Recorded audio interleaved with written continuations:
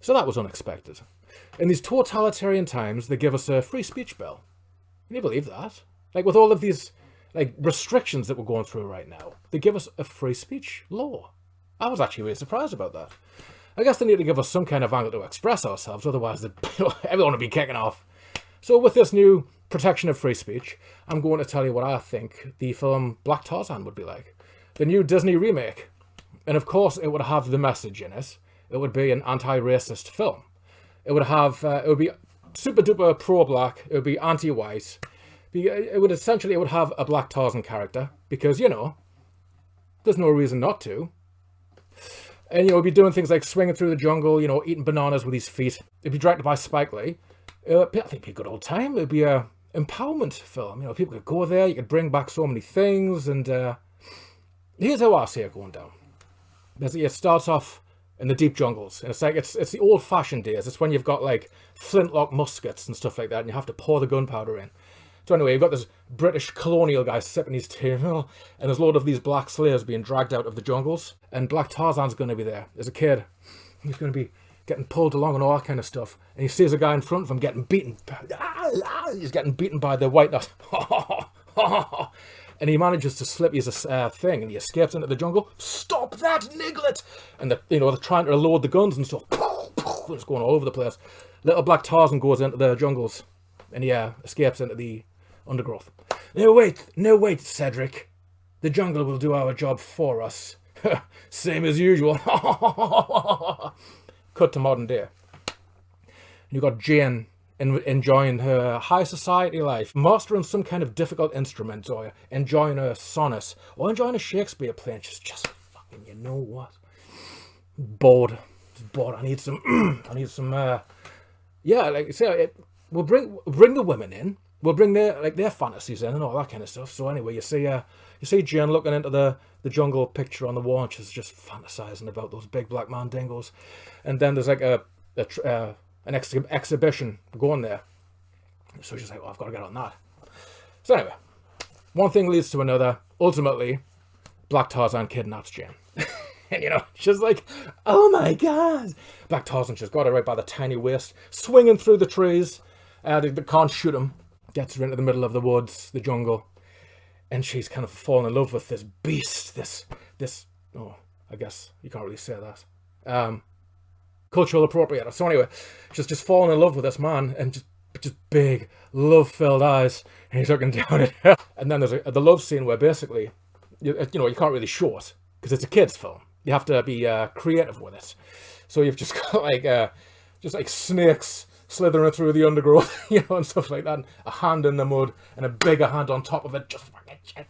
And the parts are in there, like, woo, and all this kind of shit. So anyway, Jane falls in love with Black Tarzan, and the white settlers come looking for her, you know, because she's got some piece of shit prince boyfriend who she doesn't want to marry, obviously. So he's all well-to-do, he's got a good job, all this kind of stuff. He treats her well, kisses her hand and stuff, and he goes looking for her with his gun and his backup guys, you know, like kind of like Bulk and Skull kind of guys. And eventually finds Jane, takes her back, beats up Tarzan bad, really, really bad, just mockingly bad. Take away Jane to the big steamship, you know, those old steamships, like those old classic steamships. So they've got her there, and she's just pining for Black Tarzan, and she's like, why do you miss that savage? You should be enjoying the high society with me, and being married and all this kind of money, and don't you want this? Yeah, I guess. And Black Tarzan's all beaten up, and he goes to the jungle because his love of his life's gone.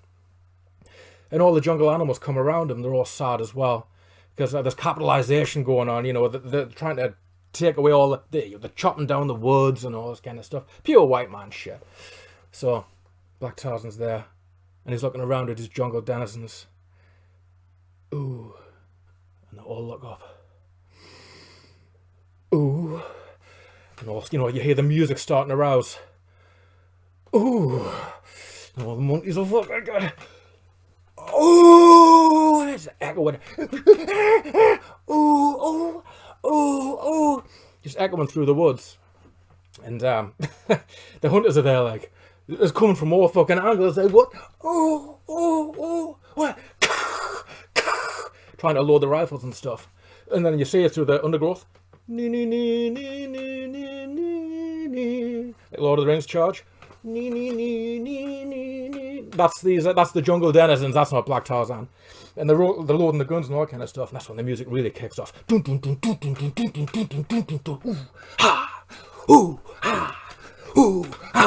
it's Black Tarzan's just fucking killing these guys with like a thigh bone or something like that. Just killing all these white slavers. And then he basically beats them up. Then they all swing onto the steamship where Jane is, and this is when you first hear the classic Black Tarzan call that gets mimicked everywhere for like 50 years. Just swings right there onto the steamship, and they're blasting him with the flintlock muskets, bouncing off his fucking black chest. Ding ding ding ding ding ding ding ding ding ding ding. And he just carves his way through the people, and he gets to the husband at the very end. And the husband does some dirty shit. Black Tarzan! James is there, like, being held back by the husband. He's got this, like, gun to her head. And he's, he goes to throw, like, a fucking, an onyx dagger. Yeah!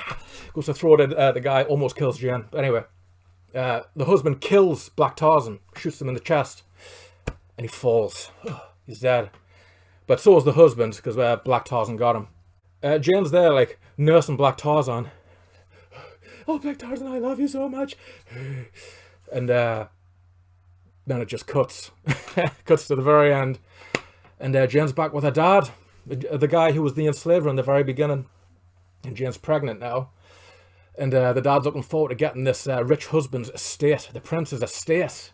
And he's just rubbing his hands together. Can't wait to get it. And the baby comes out. And it's a black baby with a big black afro. Black Tarzan! Empowering, I would say. You can, like I say, because it's anti-racist, there's no difference between anybody. You can say things like that. It's progressive, really. I mean, it's not too offensive, is it? It's not like I'm making jokes about retards. It's not. I mean, to be quite honest, I fantasize about retards. I don't know what it says about us, but that came across weirdly. All right, so I'll explain myself. I have this. Do you know when you guys like? I listen to a lot of music like heavy metal. And there's a song called Yngwie Malmsteen's Rising Force. You've heard the solo in that. It's one of the most dazzling solos ever. So I have this fantasy where basically I'm on like a pub gig and I'm playing Rising Force. Just looking across the crowd. And in the crowd there's one of these heavily retarded guys, and he's in one of those like 3-tier wheelchairs, like one of those upright wheelchairs. And like the only things he can move is his head and his hand. Oh. And I'm playing the guitar. And I look down in pity, and I'm like, wow, man. So when the solo starts to come, I just jump off the stage and I walk towards him and I go, hey, you're going to play this guitar. You're going to play this guitar solo. And everyone around him's like, oh, wow.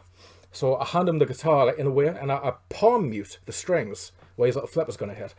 And I just put him, like, angle it right in his hand. You ready? I just play the solo. And the guys in the crowd are like, yeah, man, yeah. And his carer's like, oh, wow. And the retard's like, it's having a fucking mint time.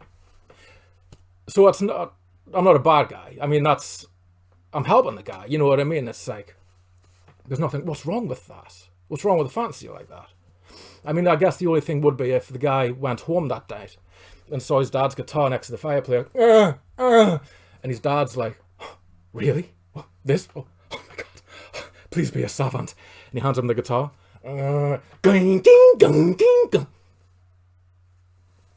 Just takes the guitar back. So I guess that'll be quite a bad set to it, but I got what I want, so that's all that matters. This next one's a bit crude, so cover the kids' ears, because it does get a bit disgusting. But basically, I'm sure you can see that I'm living in a different house right now. It's, how do I put this in a polite way? Tough to tend to myself, really, because when you live with other people, and you never know when you're going to get a little knock at the door, like, do you want something? And you do the old Deadpool. Yeah, not doing anything. So yeah, it's tough to find opportunities to do that. So I was thinking of some weird stuff. Like, like 2 months, I was getting stomach aches. Like a champagne bottle that's been dropped. You just don't know when it's going to go off. I was thinking of going to disabled toilets. and jerking off in there, because that's the only place you can be guaranteed not to be disturbed, really. Because, like, a cubicle, you know what I mean? You get some guy, what are you doing? But disabled toilets, I genuinely was thinking about that. But, because I think you could get away with it if you were quick enough, and as long as you didn't rouse any kind of suspicion. But I guess there is that slight chance that you get that little knock at the door. Hello, I need to get in there. Hello, I need to empty me bag. And she gets one of those little radar keys out. I'm coming inside. Ugh, no, wait. But yeah, I'm glad this free speech law came out at the right time, because we need to express ourselves. We need to get it out of our system. There's a lot of stress happening right now. We need to be able to talk. Oh, wait a minute. What's this? Online harms bill. Safety. Anti-free speech. Ooh.